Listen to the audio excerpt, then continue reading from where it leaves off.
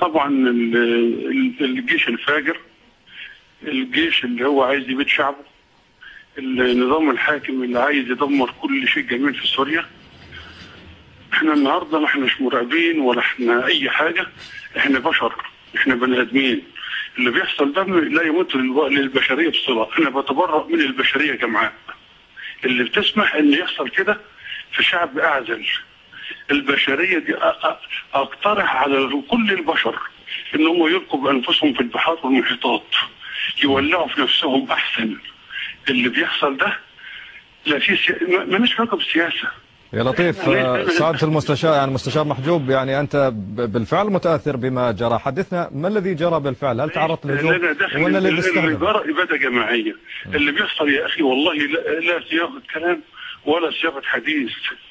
أنا في بنت عندها 18 سنة هي اللي وجهتني للاتجاه ده. أنا ما كنتش أعرف الكلام ده، أنا راجل أقول لك اللي بيحصل قدامي ده شيء مستحيل. فين الناس؟ فين الحكومات العربية؟ فين الشعوب العربية؟ فين كل إنسان عنده ضمير؟ أنت كمذيع قوم من قناة، قوم اقف من قناة عربية واطلع روح لسوريا، ساعد الناس. اللي بيحصل ده مش وقت استوديوهات ووقت كلام.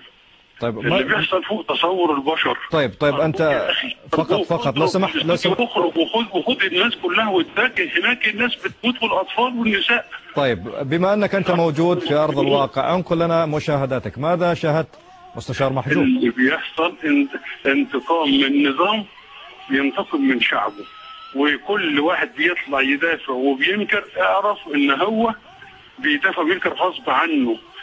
في ناس تبع النظام نفسهم بنقعد معاهم على انفراد، بيبقى الواحد فيهم بيكذب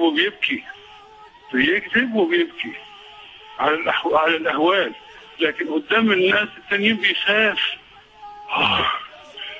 على العموم الحمد لله على كل شيء. فقط لكي تطمن عليك عائلتك ايضا مستشار محجوب، كيف تعرضت للإصابة وما الذي أصابك بالتحديد؟